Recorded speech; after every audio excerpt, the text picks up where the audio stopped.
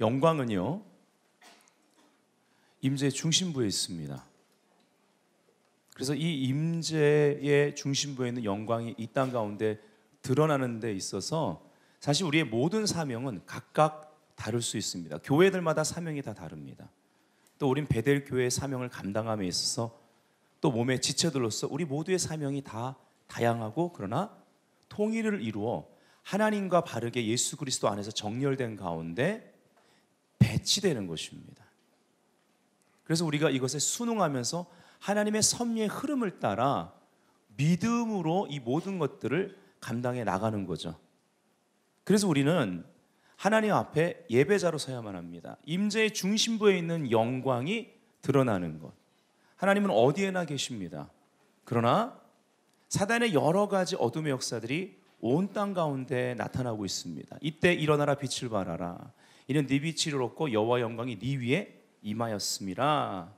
즉 일어나라 빛을 발하라 할 때 우리가 작은 자고 약한 자일 수 있지만 작은 자가 천, 약한 자가 강한 사람도 아닌 강국을 이루도록 우리를 부르셨고 소명을 주셨고 이 소명을 이루도록 우리에게 사명, 미션을 주셨기 때문에 우리는 오늘도 이 세미한 우리를 부르시는 그분의 음성을 듣고 다시 우리의 사명을 확인하고 계속 시리즈로 나가는 것처럼 다시 사명을 회복시켜 그 다음 하나님이 허락하실 새로운 사명을 나 홀로가 아니라 오늘 여기서 엘리야는 나 혼자다라는 이 자기 연민의 늪 가운데 빠져들기 시작하죠. 나 혼자가 아니라 7,000명, 즉 엘리야뿐만 아니라 바알에게 무릎 꿇지 아니한, 입맞추지 아니한, 우상에게 입맞추지 아니한, 타협하지 않은 그 7,000명의 예배자와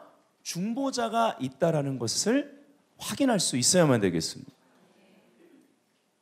옆 사람이 말할까요? 당신은 혼자가 아닙니다. 나도 있습니다. 여보세요.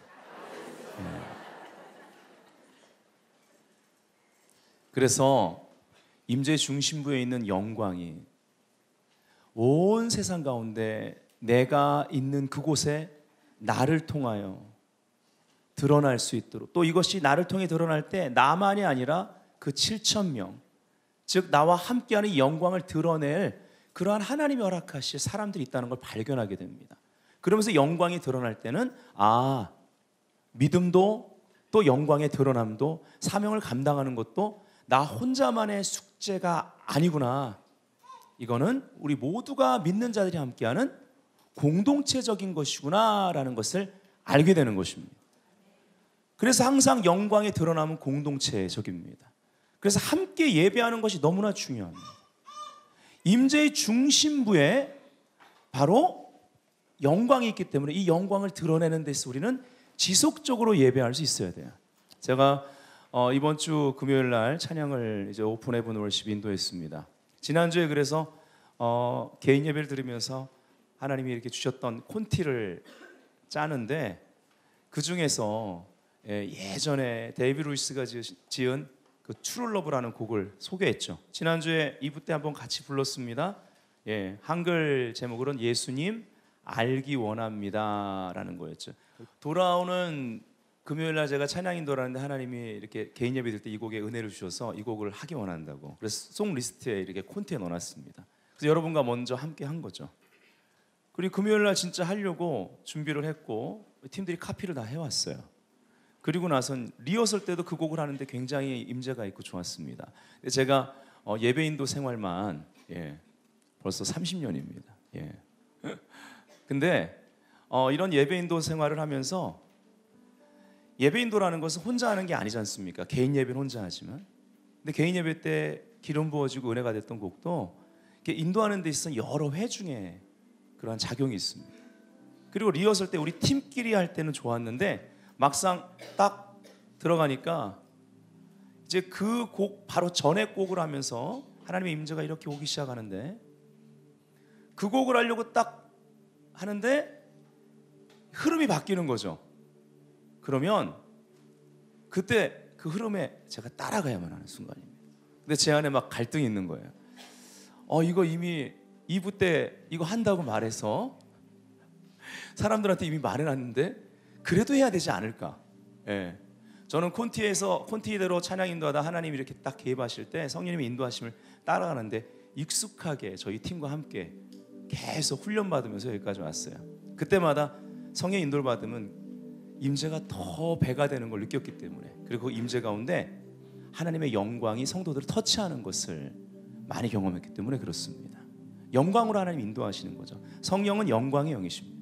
그런데 막 갈등을 하면서 일단은 마음을 비우고 스폰테니어성 새 노래를 함께 했습니다. 그래서 막 즉흥적으로 우리가 노래하는데 갑자기 진짜 수년 만에, 그동안 개인 예배 때도 옛날에 하도 많이 불러가지고 개인 예배 때도 안 부르고 그리고 찬양 인도할 때도 선곡하지 않았던 곡을 갑자기 주시는 거예요. 예수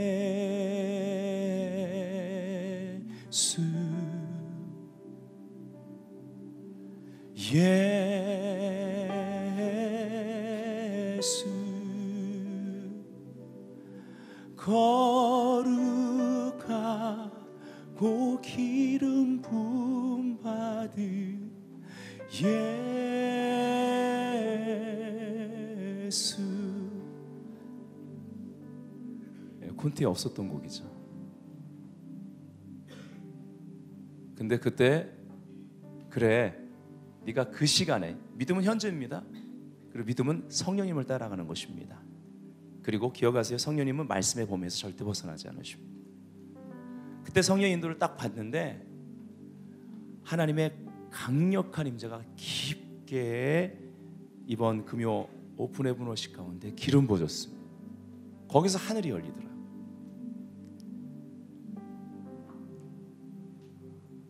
저에게 예배 생활 그리고 예배 사역은, 강단에서 하는 예배 인도는 사역 이전에 저한테는 주님과의 로맨스입니다. 주님이 얼마나 아름다우신지, 그리고 그분이 얼마나 자상하신지, 그분의 loving kindness, 그 친절하신 인도는 해를 거듭하면 거듭할수록, 예배 사역을 하면 할수록 너무나 달콤하고 그리고 실제입니다. 때론 충만하게, 때론 가슴 깊은 곳에 그 사랑 때문에 저려오는 거 있잖아요. 누군가를 너무 사랑하면 막 가슴 깊은 곳에 막 저려오는 거 있잖아요. 제가 찬양을 인도하면서 주님의 그 세미한 음성을 들으면서 계속 그 다음 단계로 깊게 들어갈 수 있었어요. 인도한다는 것 자체를 잊어버릴 정도로. 집에 갔습니다. 사실은 저 예배하기 전에 낮에 우리 양희 사모가 저한테 그러더라고요. 여보, 오늘 내가 예배를 위해서 기도할게. 오늘 오픈 헤븐 워십이니까 하늘문을 열어야 된다. 아유, 부담돼. 그리고 나서 이제 강단에 가서 이제 기도를 했나 봐요. 여기 와서 밤에 이제 예배 마치고, 제가 그날은 찬양은 길고 말씀은 짧게 했지 않습니까? 그리고 나서 집에 갔어요. 새벽에 들어가서 자기 전에 저한테 그럽니다. 여보, 그 예수 그 찬양 콘티에 있었어? 제가 어떤 콘티 짰는지 모르니까요. 아니, 없었던 거야. 그래서 제가 아까 여러분한테 말했던 스토리를 얘기해 줬어요. 그랬더니 사실은 내가 자기 하늘문을 오늘 열어야 돼? 그렇게 하고 나서 강단에 가서 기도하는데 진짜 수년 만에 오랜만에 찬양 하나를 주셨는데 자기가 그 찬양을 부르면서 여기서 기도의 문을 열었대요. 예수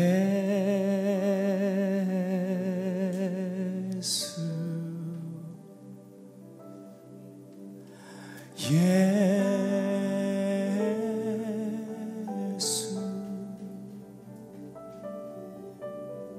거룩하고 기름 부음 받은 예수. 우리 다 같이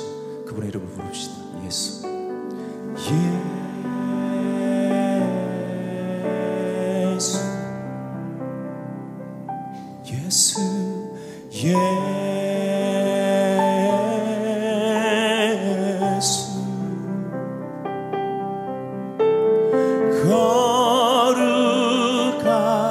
거룩하고 기름 부음 받은 예수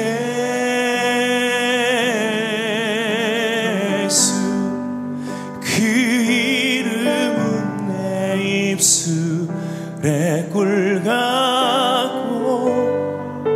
주 성령은 내 영혼에 물 같고 주 말씀은 내 발에 드부리니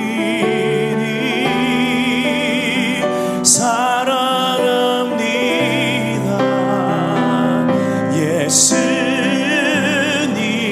그 이름은 내 입술에 꿀 같고 주 성령은 내 영혼에 물 같고 주 말씀은 내 발에 등불이니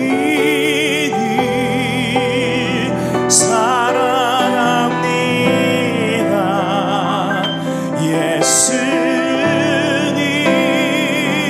예수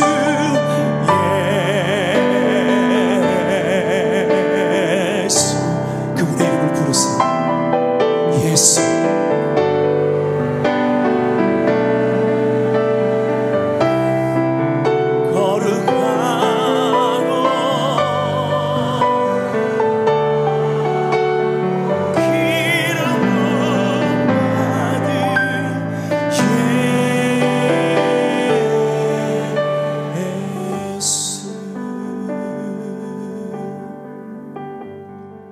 우리가 하나님의 임재 안에 있습니다. 아멘.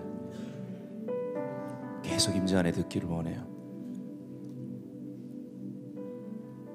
저는 설교자로서 늘 갈망이 있습니다. 저는 원고를 의지하지 않습니다. 하나님의 임재를 의지합니다. 아멘. 임재 안에 전하길 원해요. 그날 예배에 임재가 현저하게 부족하면, 충만하지 못하면 아무리 말씀을 원고대로 잘 전해도 너무너무 하나님 앞에 죄송하고 부끄러운 거 있죠. 여러분, 임재가 모든 것입니다. 무엇과도 바꿔서는 안 됩니다. 우리의 마음을 절대 원수에게 빼앗기지 마십시오. 우리가 임재 안에 있어야 하나님 아버지의 음성을, 그 작은 소리까지도 듣게 됩니다. 여러분, 그 세미한 음성을 듣게 되면 우리가 부르는 찬양 가운데 또 있듯이 하나님이 내 작은 신음에도 가까이서 응답하신다는 걸 알게 돼요. 그 문제나 그 상황을 향한, 이 나라를 향한 아버지의 신음소리를 듣게 됩니다. 이걸 들었던 바울이 우리 안에서, 우리가 마땅히 빌 바를 알지 못하는 가운데도 우리 안에서 탄식하면서 우리 위해 간구하는 성령의 역사에 대해서 얘기한 거죠.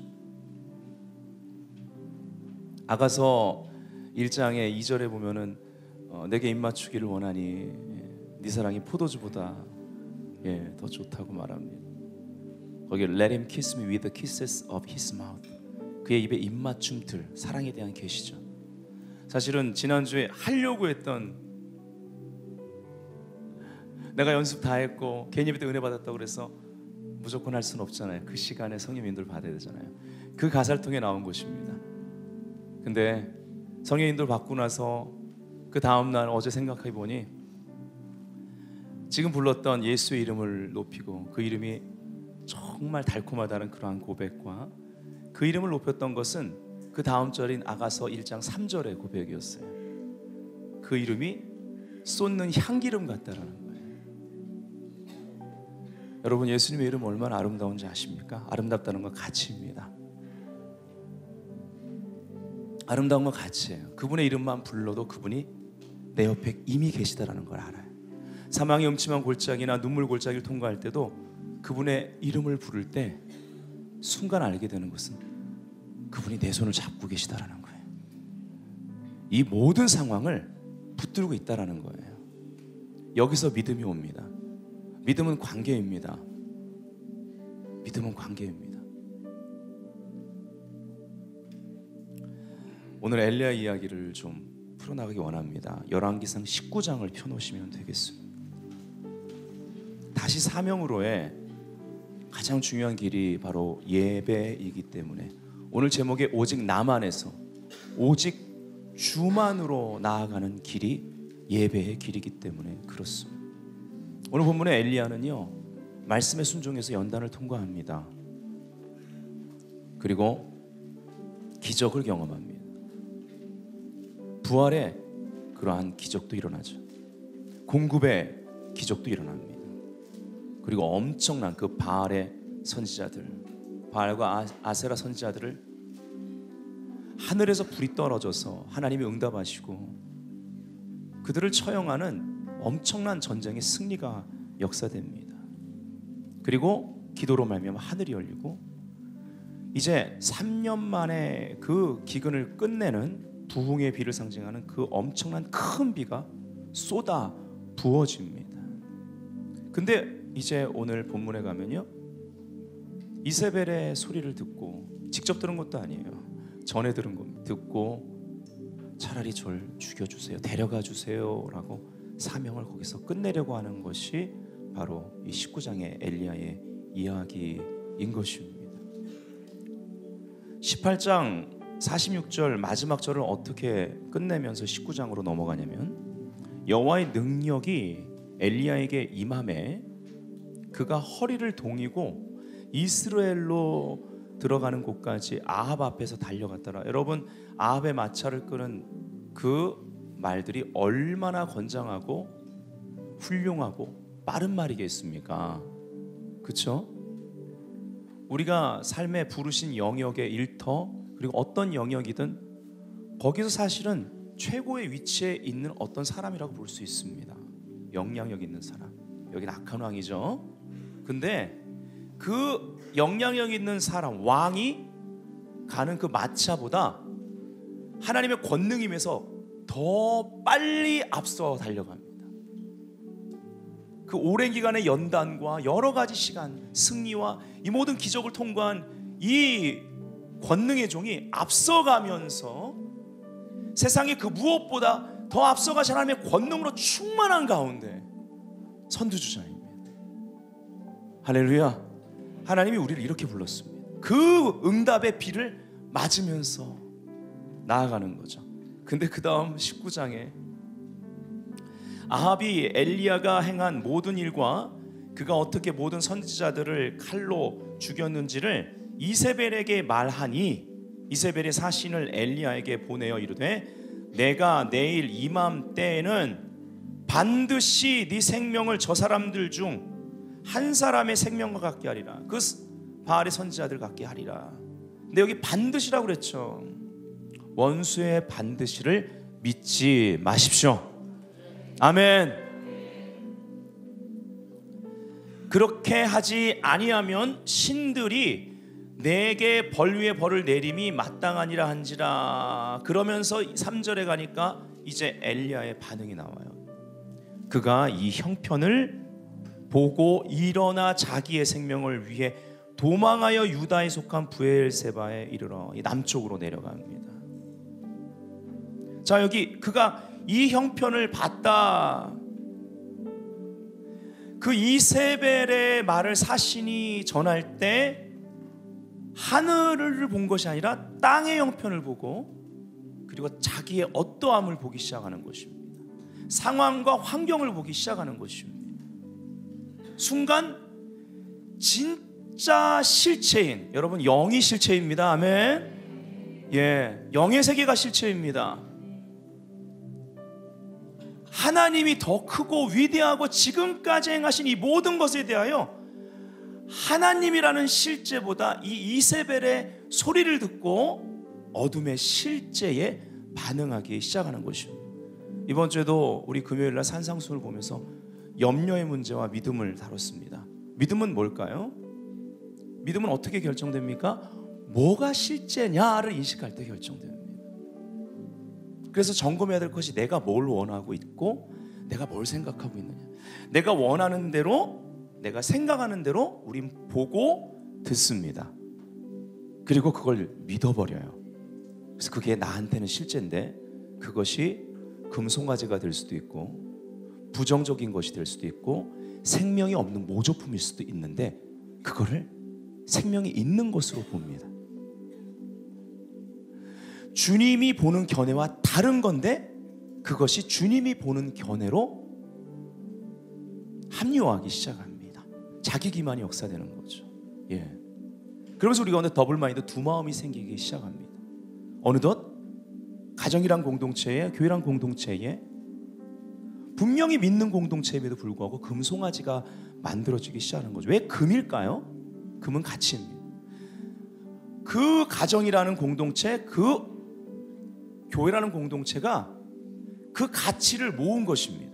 내가 마음에 원하는 대로 그것이 이루어지기를 원해서 내 안에 생각하는 대로 보고 들어 계속 거기에 가치를 실어줘서 만들어진 게 금송아지라는 하나님을 대체한 그 무엇입니다. 이 나라 가운데 아합이 이세벨을 데려옴으로 말미암아 어떤 문제가 있었던 것입니까? 우상숭배의 문제가 있었던 것입니다. 우상숭배는 미혹을 가져옵니다. 무엇이 영적 실제인지 헷갈리기 시작하는 거예요. 근데 믿음은요, 무엇가 실제냐?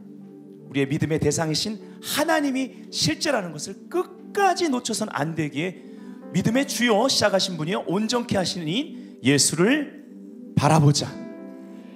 아멘. 진짜 위기는 이세벨이 죽이고자 한 것이 아니었습니다. 하나님의 말씀보다 이세벨의 소리가 더 크게 느껴지기 시작했다는 것이 위기였죠. 거기 보니까 자기의 생명을 위해, 그 소리를 듣고 자기 형편을 보고 자기의 생명을 위해 도망했다고 말하고 있습니다. 우리가 분명히 알아야 될 것이 있습니다. 생명은 하나님께 속한 것입니다. 우리의 생명은 하나님의 소유입니다. 근데 이세벨은 어떻게 속이는 거예요? 그 생명이 자기의 소유라고 속이는 것입니다. 많은 근심이 이걸 놓쳐서입니다. 우리의 생명과 생명에 속한 모든 일은 하나님께 속한 것입니다. 그분의 섭리 안에 있습니다.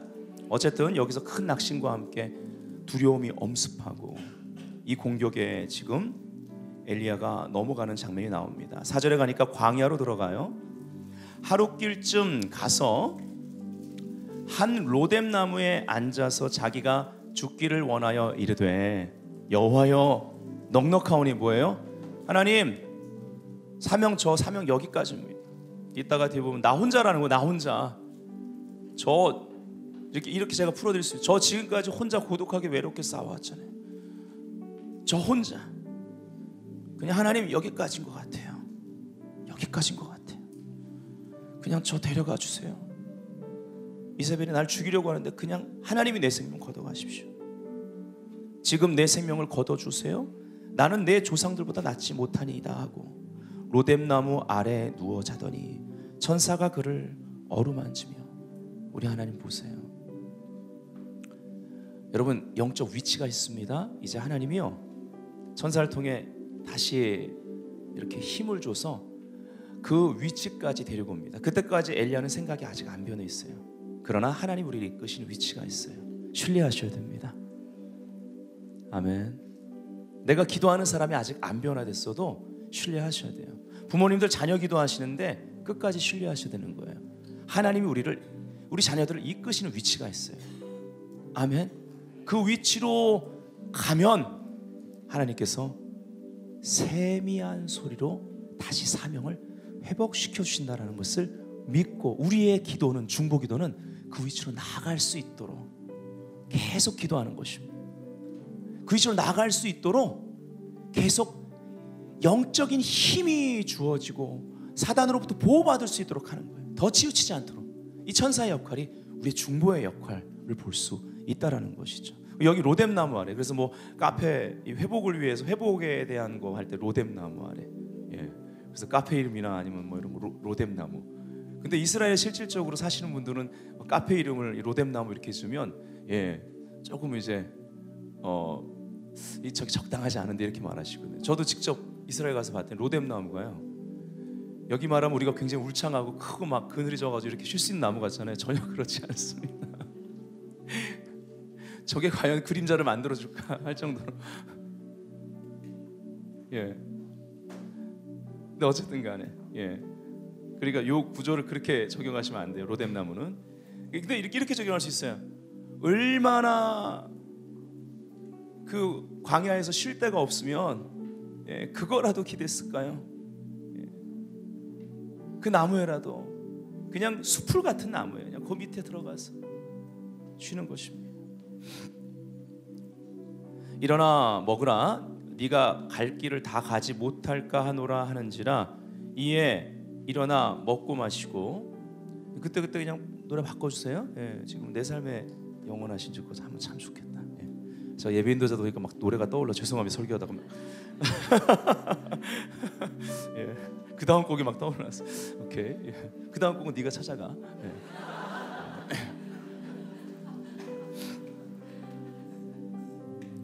이에 일어나 먹고 마시고 그 음식물에 힘을 의지하여 40주 40야를 가서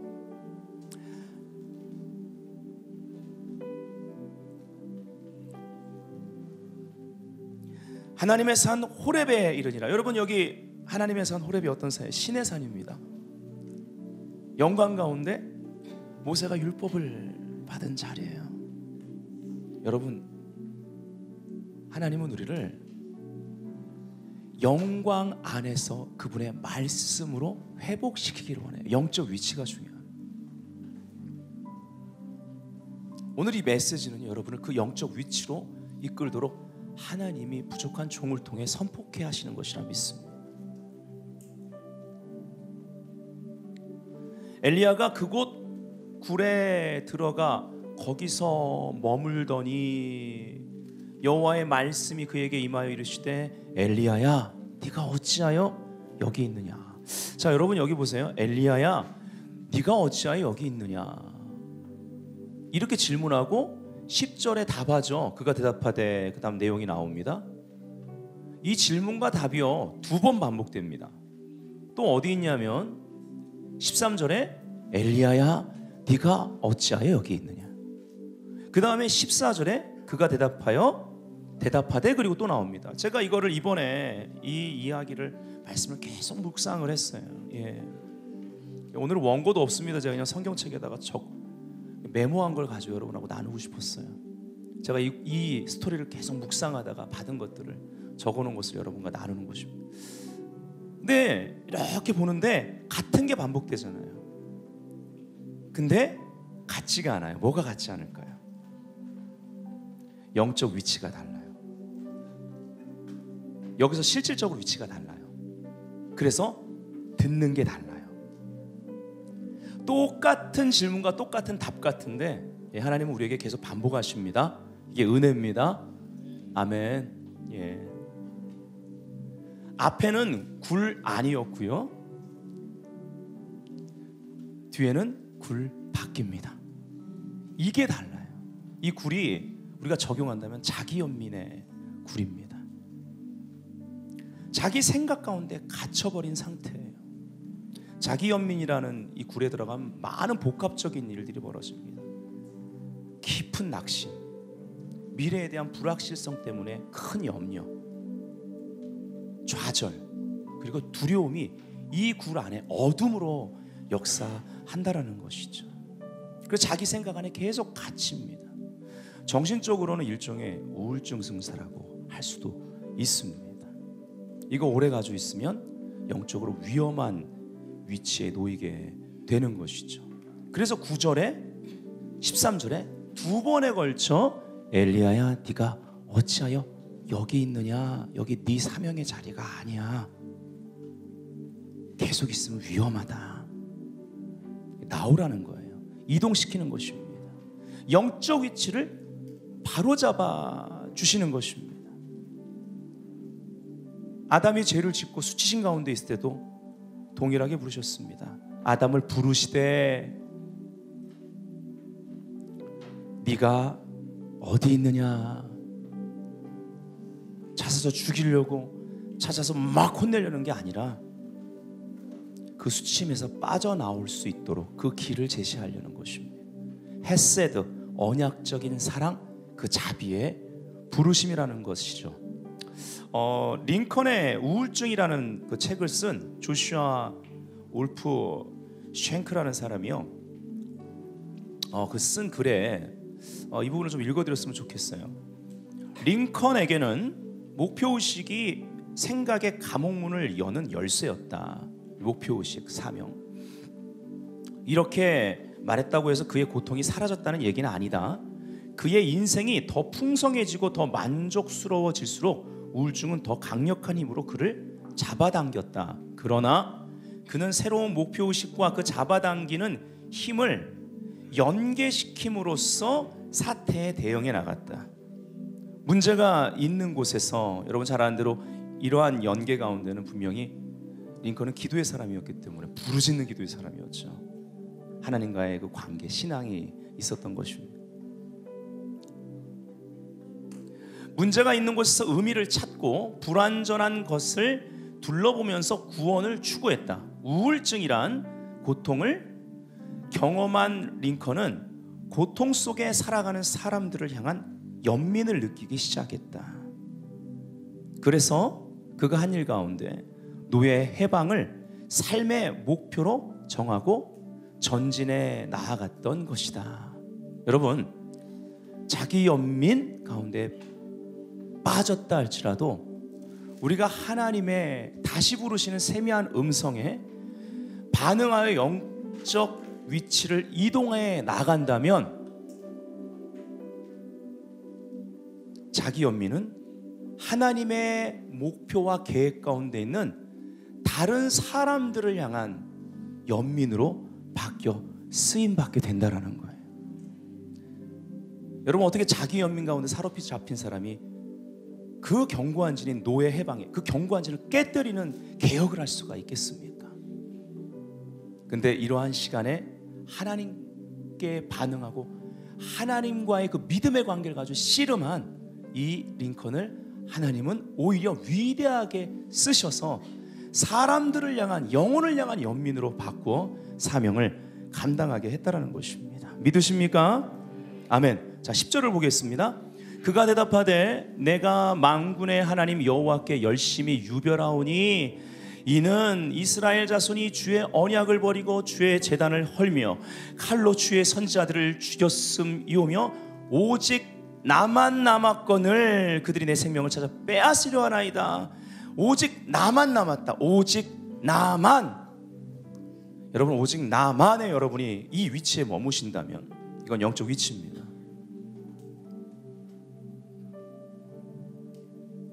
이건 장소나 환경이나 모든 상황을 초월합니다. 오직 나만의 위치로 들어가면 영적 전쟁에 노출돼 버리고 하나님의 음성이 희미하게 들리고 안 들리기 시작한다라는 것이죠.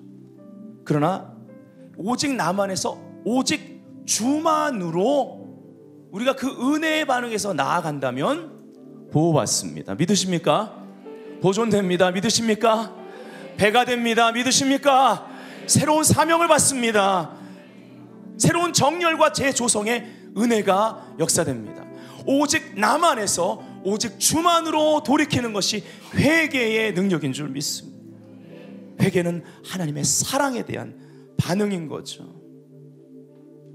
그래서 하나님의 음성을 명확하게 작은 그러한 속삭임이라도 들을 수 있는 위치가 오직 주만의 영적 위치입니다. 여러분, 오직 주만 안에 그 위치에 들어갈 때에서야 저 혼자예요가 아니라 보입니다. 7,000명이 나 혼자 싸운 게 아니었구나. 바알의 선지자들을 처단했던, 하늘에서 불이 임해서 제단에 그 모든 재물을 태웠던 것이 나 혼자만의 기도가 아니었구나. 신실한 중보자들이 아직도 일이 많구나. 할렐루야. 나 혼자 싸운 게 아니었구나라는 것을 알기 시작하고 사명이 계속 된다라는 것입니다. 11절 참 여기 중요하죠. 하나님이 어떻게 이 엘리야를 깨어나게 하는지, 인도하는지, 굴 밖으로 꺼내시는지가 나옵니다. 여호와께서 이르시되 너는 나가서 여호와 앞에서 산에 서라 하시더니 여호와께서 지나가시는데 여호와 앞에 크고 강한 바람이, 자, 크고 강한 바람입니다. 첫 번째, 산을 가르고, 얼마나 크고 강하면 막 바위를 부수나 바람 가운데에 여호와께서 계시지 아니하며.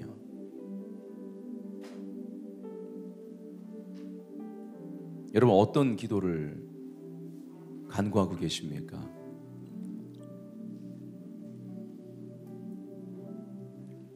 바람 후에 지진이 있으나, 두 번째 지진입니다. 지진 가운데에도 여호와께서 계시지 아니하며, 또 지진 후에 불이 있으나 불 가운데도 여호와께서 계시지 아니하더니 불 후에 세미한 소리가 있는지라. 세미한 소리. 자, 여기 소리라는 단어, 소리는 히브리 말로, 공교롭게 영어랑 비슷해요. call. 오케이, call. 부르다라는 의미인 call. 히브리 말로 call입니다. 이 정도는 그냥 외우기도 쉬우시죠? 알아두십시오. 소리를 말하는 여러 가지 히브리 원어 중에 이 부분이 call입니다. 자, 소리. 근데 세미한이라는 단어가 히브리 말로 두 단어가 합성된 것입니다. 두 단어예요. 낮은이라는 의미, 그러니까 낮은 소리를 말하는 거죠. 큰 소리가 아닙니다. 요란한 소리가 아닙니다. 낮은이라는 의미와 침묵, 고요를 의미하는 소리가 합해진 것입니다. 그래서 이 세미한 소리는요, 낮고 고요한 혹은 침묵의 콜, 소리. 그러면 우리는 이걸 속삭임 또는 인기척, 이렇게 얘기할 수도 있는 거죠. 어떤 걸까요? 그럼 여기의 소리는 어떤 걸 의미합니까? 무언가를 티칭하고 설명해 주는 것입니까? 이성을 만족시켜 주는 것입니까? 아닙니다. 나 여기 있어. 있는 거. 나 옆에 있다는 거 알려주는. 아니면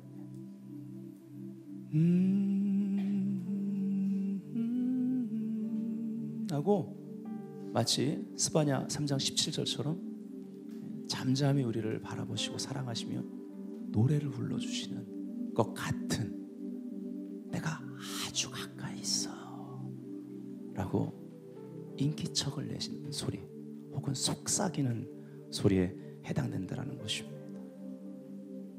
이거에 엘리야가 반응하기 시작합니다. 그래서 예배가 소중한 거예요.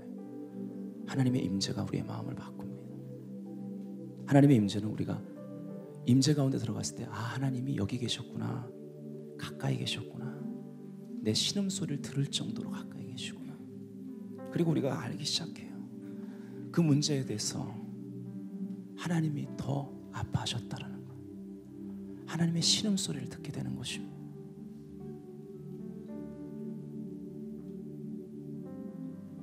위대한 중보자는 하나님의 신음소리를 들을 때 탄생됩니다. 만들어집니다.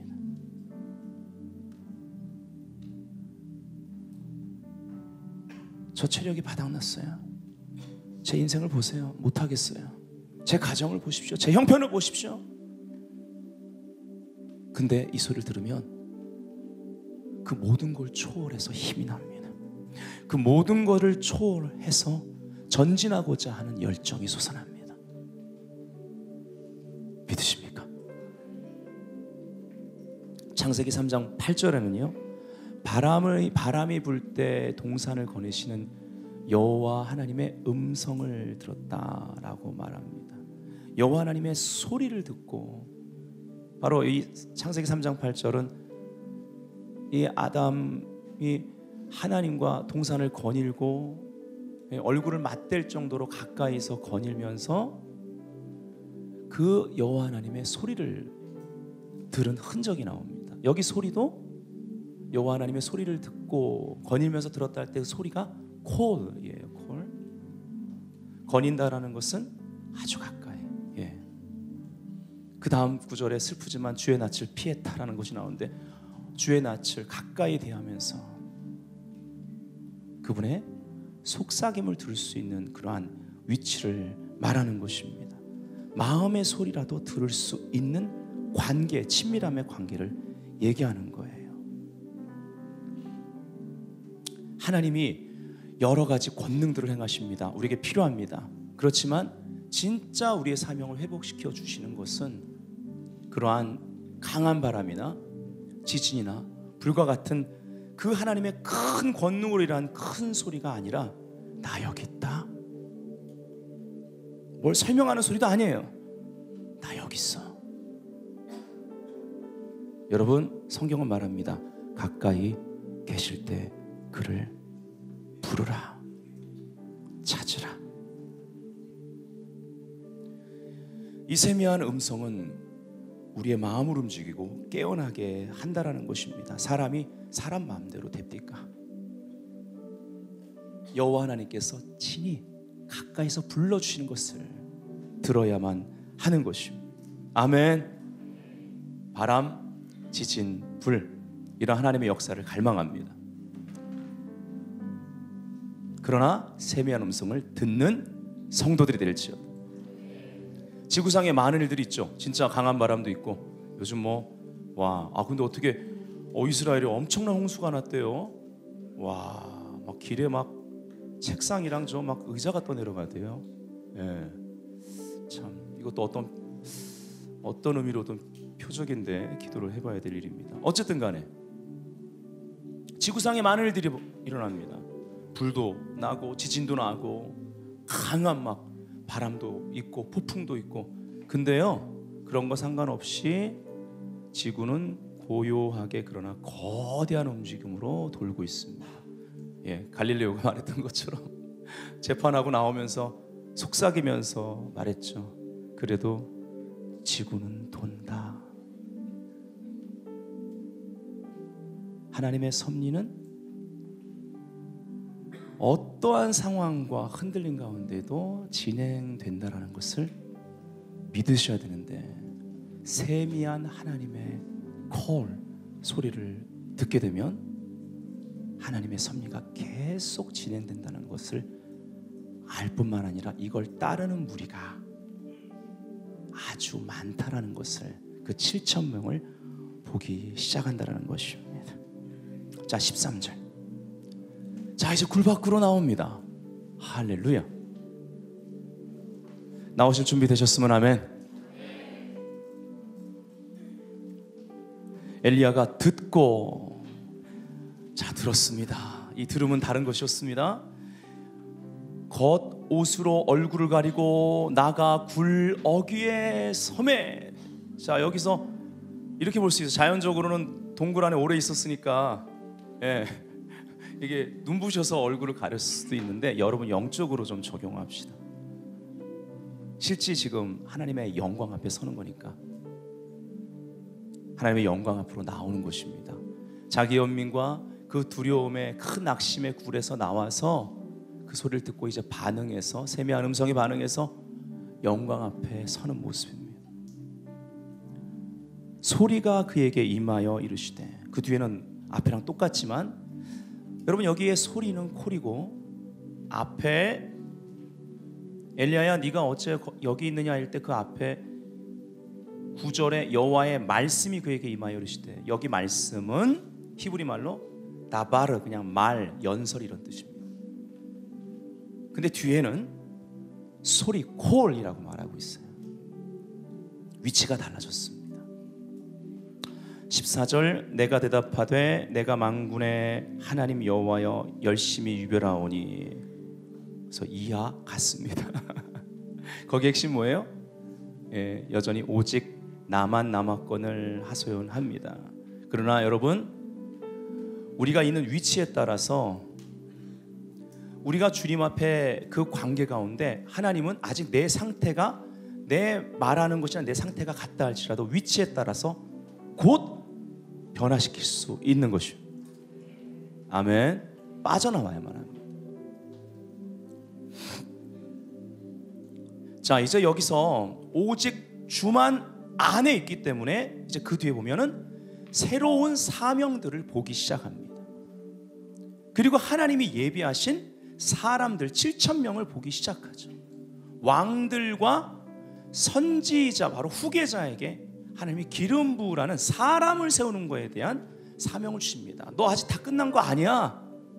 너는 네 길을 돌이켜 광야를 통하여 다메섹에 가서 이르거든 하사엘에게 기름을 부어 아람의 왕이 되게 하고, 16절에 너는 또 님시의 아들 예후에게 기름을 부어 이스라엘의 왕이 되게 하고, 그 다음은 선지자 후계자를 세우는 것입니다.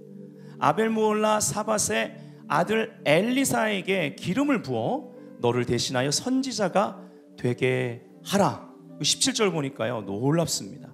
하사엘의 칼을 피하는 자를 예후가 죽일 것이고 예후의 칼을 피하는 자를 엘리사가 죽이리라. 3중 공격, 3중 방어입니다. 얼마나 든든한 약속입니까? 그리고 이 사명을 주면서 18절에 이제 내가 이스라엘 가운데 7,000명을 남기리니 다 바알에게 무릎을 꿇지 아니하고 다 바알에게 입맞추지 아니한 자니라. 너 혼자가 아니었어 라고 말하는 것입니다. 여러분, 이세벨의 영은요 더 높은 사명을 보지 못하게 하는 것입니다. 근데 보지 못하면 나아가지 못합니다. 보는 것이 위치를 결정한다라는 것이죠. 오직 나만에서 오직 주만으로 공동체적으로 이동하시기를 주 예수의 이름으로 선포합니다. 결론입니다. 오직 주만, 이 세미한 헤세드의 음성을 통해 오직 나만에서 오직 주만으로 우리가 나아가게 되면 세 가지 일이 벌어지는 것입니다. 첫 번째, 사명의 회복입니다. 따라합시다. 사명의 회복. 두 번째, 따라합시다. 사명의 업그레이드. 더 높은 차원, 그리고 정말 미래를 향한 완전히 새로운 사명입니다. 아직 끝난 게 아니에요. 세 번째 따라합니다. 사명의 전수. 이 세 가지 일이 벌어집니다. 하나님 중심에서 잠깐 엘리야가 자기 중심의 생각으로 원수의 공격을 받고 들어갔을 때 자기 연민과 큰 낙심의 굴에 들어가 사명을 놓칠 뻔했지만 시편 73편에 보면 미끄러질 뻔, 의인은 미끄러질 뻔이라고 말합니다. 그러나 그 뒤에 보면 악인은 완전히 넘어짐, 이렇게 비교하고 있습니다. 성경 구절 단어를 잘 보셔야 돼요. 의인은 미끄러지는 것 같지만 미끄러질 뻔하였으나, 아멘. 악인과 악인의 역사는 넘어지게 되어 있습니다. 믿으십니까? 하나님 겸손한 자에게 은혜를 주시고 교만한 자를 대적하신다는 것을 알아. 끝까지 겸손의 위치, 그러면 때가 되면 능하신 손으로 높이시리라. 믿으시면 크게 아멘 합시다. 아멘. 오늘 이 음성을 듣고 나오십시오. 사명이 보일 것입니다. 함께 갈 팀워크가 보일 것입니다. 멘토와 제자들이 재정렬되어 재조성의 은혜 가운데 새로운 미션을 감당하게 될 것입니다. 새로운 관계의 시간임을 선포합니다. 문제가 뭐지에 초점을 두면 안 되고, 이러한 시간에는 사명이 뭐지? 여러분이 그렇게 초점을 두고 기도한다면, 씨름한다면 헤세드의 세미한 음성이 들려오게 될 것입니다. 굴 밖으로 그 음성의 반응에 나오십시오. 사명의 회복을 선포합니다. 사명의 업그레이드가 있습니다. 다 안 끝났어요. 사명을 전수해야만 합니다. 아멘. 자, 우리 오늘 이렇게 기도하기 원합니다. 다 같이 눈을 감으시고 대신에 고개를 숙이지 마시고 고개를 하나님을 향하여 고개를 한번 들어보십시오. 하늘을 향하여. 그리고 조용히 오늘은 야훼의 세미한 음성, 성령님의 세미한 음성을 그냥 가까이 계신 정도가 아니라 우리 안에 들어오신 그 세미한 음성을 들읍시다. 콜.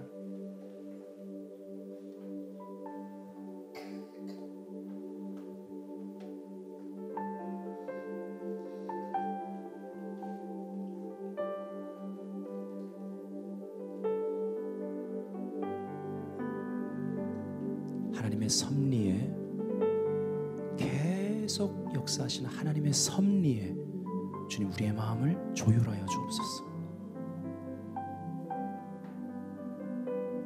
땅의 소리, 그것에 반응했던 내 자신의 소리가 아니라 하늘의 하나님의 소리에 이 시간에 재조율되게 하여 주옵소서. 그리고 이 땅의 재정렬, 하나님 부모와 자녀, 그리고 특별히 이 5월 달에 아베의 마음을 자녀에게, 자녀의 마음을 아베에게 돌이키는 이 5월 달에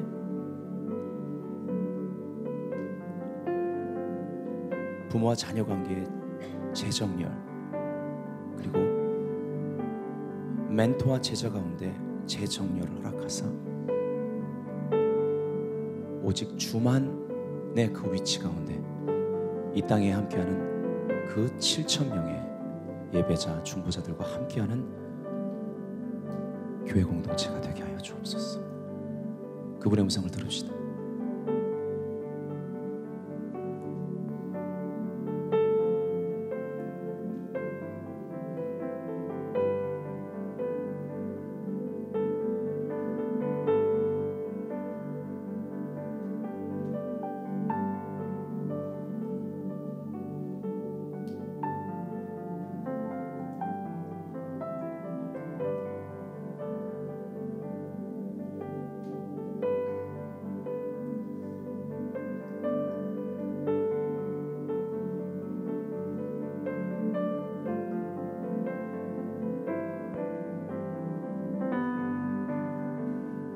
주님, 엘리야들을 일으키소서.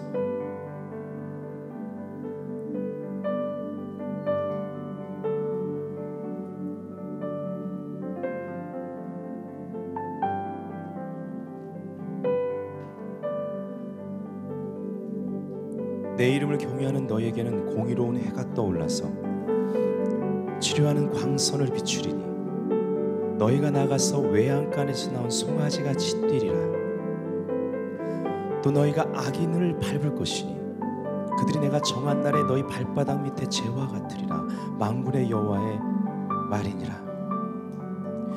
너희는 내가 호렙에서 온 이스라엘을 위하여 내 종 모세에게 명령한 법 곧 율례와 법도를 기억하라. 보라, 여호와의 크고 두려운 날이 이르기 전에 내가 선지자 엘리야를 너희에게 보내리니 그가 아버지의 마음을 자녀에게로 돌이키게 하고 자녀들의 마음을 그들의 아버지에게 돌이키게 하리라. 돌이키지 아니하면 두렵건대 내가 와서 저주로 그 땅을 찔까 하노라 하시니라. 이것이 구약의 마지막 말입니다. 마지막 예언. 그리고 이 모든 저주를 십자가에서 우리의 구주 왕 예수 그리스도께서 짊어지셨습니다. 주님의 보혈을 찬양합니다. 헤세드 언약적인 주의 위대한 사랑, 성령님